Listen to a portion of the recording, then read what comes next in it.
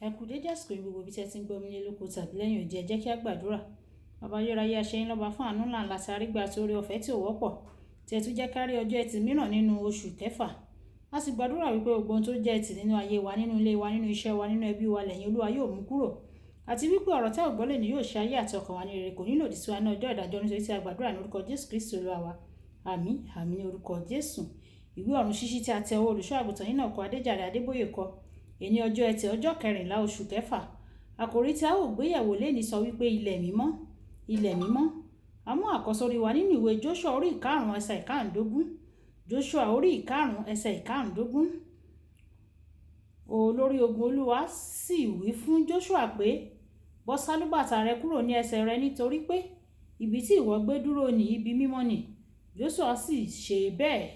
Nígbà tí a mú bíbélì kíkà wa nínú ìwé Ẹ́kísódù orí 3 ẹsẹ̀ 1 dé 5.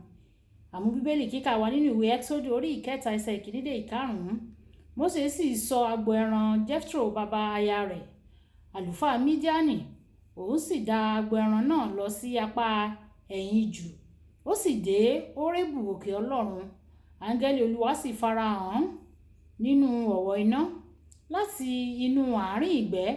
Òun sì ń wò ó, sì kíyèsí iná ń jó, ìgbẹ́ náà kò sì run. Mósè sì wí pé, ǹjẹ́ èmi yóò yí sí apá kan, èmi yóò sì wo ọ̀ràn iná ńlá yìí, èéṣe tí ìgbẹ́ yìí kò fi run? Nígbà tí Olúwa rí pé ó yí padà sí apá kan láti wò ó, Ọlọ́run kọ sí i láti inú àárín ìgbẹ́ náà wá, ó sì wí pé, Mósè, Mósè. Òun sì dáhùn wípé, èmi nìyí. Ó sì wí pé, má ṣe súnmọ́ yìí o, bọ́ sálúbàtà rẹ kúrò ní ẹsẹ̀ rẹ, nítorí ibi tí ìwọ gbé dúró sí ni ilẹ̀ mímọ́ ni. Kí Olúwa kó bùkún kíkà àti gbígbọ́ rẹ̀ wáyé. Ẹ tẹ́tí bẹ̀lẹ̀ jẹ́ láti gbọ́ ohun tí olùṣọ́ àgùntàn yín náà kọ Adéjàre Adébóyè ní fún wa ní èní ọjọ́ ẹtì. Èyíkéyìí ilẹ̀ tí ó bá gba ìfarahàn ìwà láàyè Ọlọ́run jẹ́ ilẹ̀ mímọ́. Àwọn irú ilẹ̀ bẹ́ẹ̀ máa ń ní agbára ńlá. Nípa títẹ àwọn ilẹ̀ náà lásán, àwọn ènìyàn máa ń gba ìyanu. Lékè ìyẹn, ó lè gbé agbára lórí ilẹ̀ mímọ́ nípa títẹ ibẹ̀. Ìwé Ẹ́kísódù orí 4 ẹsẹ̀ 1 sọ fún wa pé, Olúwa sì wí fún un pé, kí ni ó wà ní ọwọ́ rẹ nì? Òun sì wí pé, ọ̀pá ni. Ó sì wí fún un pé, sọ ọ́ sílẹ̀. Òun sì sọ ọ́ sílẹ̀. Ó sì di ejò. Mósè sì sá kúrò níwájú rẹ̀. Olúwa sì wí fún Mósè pé, na ọwọ́ rẹ kí o sì mú un ní ìrù.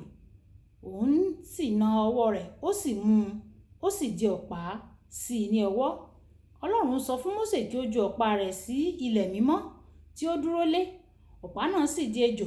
Ní kété tí Mósè pinnu láti mú ejò náà, ọwọ́ rẹ̀ kan ilẹ̀ mímọ́. Láti ọjọ́ náà, wọ́n ń gba àmì òróró. Gbogbo ilẹ̀ jẹ́ ilẹ̀ lásán, àfi ìgbà tí Ọlọ́run bá fọwọ́ kàn ó. Nígbà tí Ọlọ́run bá fi ọwọ́ kan ilẹ̀ kan, tí ọwọ́ rẹ̀ sì kan irú ilẹ̀ náà, ọwọ́ náà kò lè wà bákan náà mọ́. Nínú ìwé Ọba kejì orí 2 ẹsẹ̀ 9 dé 15, nígbà tí ẹṣin àti kẹ̀kẹ́ iná dé láti gbé Èlíjà, wọ́n gba ilẹ̀, wọ́n sì gbé e lọ. Èlíjà sì ju aṣọ rẹ̀ sílẹ̀. Nígbà tí Èlíṣà sì bẹ̀rẹ̀ láti mú aṣọ, ọwọ́ rẹ̀ kan ilẹ̀ náà tí ogun ọ̀run ti kàn. Ó sì gba àmì òróró. Tí o bá wo iṣẹ́ ìránṣẹ́ Èlíṣà, ìwọ yóò rí pé ẹ̀ẹ̀kan ṣoṣo ni ó lo agbádá Èlíjà láti kọjá ní odò Jọ́dánì. Kò lo agbádá náà nígbà tí ó ṣe àwòtán omi nínú ìwé àwọn Ọba kejì orí 2 ẹsẹ̀ 20 títí dé 22. Bẹ́ẹ̀ ni kò lò ó nígbà tí orí àáké tó bọ́ sínú odò nínú ìwé Ọba kejì orí 4 ẹsẹ̀ 1 dé 7. Agbára wà nínú ọwọ́ tí ó kan ilẹ̀ níbi tí kẹ̀kẹ́ mímọ́ Ọlọ́run gbà. Nínú ìwé Iṣẹ́ àwọn Àpọ́stélì orí 16 ẹsẹ̀ 13, nígbà tí ìmọ́lẹ̀ Ọlọ́run mọ́lẹ̀ lójú ọ̀nà Damasku, Bíbélì sọ pé ó mọ́lẹ̀ ju oòrùn ọ̀sán gangan lọ. Ìyẹn ni ìmọ́lẹ̀ ìràwọ̀ òwúrọ̀. Nígbà tí ó wá sí ayé, Sọ́ọ̀lù ti Társísì kò fi ọwọ́ kan ilẹ̀ nìkan o, ṣùgbọ́n ó ṣubú lé orí ilẹ̀ náà. Ìdí nìyí tí aṣọ ìnùjú tí ó kan ọwọ́ rẹ̀ àti àwọn aṣọ tí ó wọ̀ fi máa ń ṣe iṣẹ́ ìyanu. Má fi èyíkéyìí ilẹ̀ tó bá jẹ́ mímọ́ ṣeré o. Tí o bá wà lórí ilẹ̀ tí o mọ̀ pé Ọlọ́run máa ń sọ̀kalẹ̀ lórí rẹ̀ lóòrèkóòrè, lo àǹfààní rẹ o, kí o sì gba gbogbo ohun tí o lè gbà lọ́wọ́ Ọlọ́run kí o tó kúrò ní orí ilẹ̀ náà.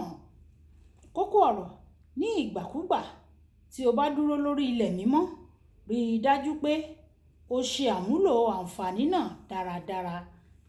Rí i dájú pé o ṣe àmúlò ilẹ̀ náà dáradára. Ẹ sọ pé bàbá mi, Ọlọ́run alágbára, fún mi ní oore ọ̀fẹ́ o láti jẹ́ mímọ́, kí agbègbè mi jẹ́ mímọ́, kí ilé mi jẹ́ mímọ́, ohun gbogbo tí mo bá fọwọ́ lé jẹ́ kó jẹ́ mímọ́, kí n sì máa gbé níbi mímọ́. Olúwa yọ̀ǹda oore ọ̀fẹ́ yìí fún mi o, kí ilé mi kí ó jẹ́ mímọ́. Ọlọ́run yóò sì ṣe bẹ́ẹ̀ fún wa ní orúkọ Jésù. Olúwabùkọ́lá Ayako ní orúkọ mi. Ẹ máa bá mi share, ẹ máa comment, kí ẹ sì máa bá mi pín fún àwọn ènìyàn kí wọ́n lè jẹ àǹfààní ọ̀run ṣíṣí Yorùbá. Kí Olúwa kí ó bùkún fún yín. Ìpàdé wa bí oyin ó dàbọ̀.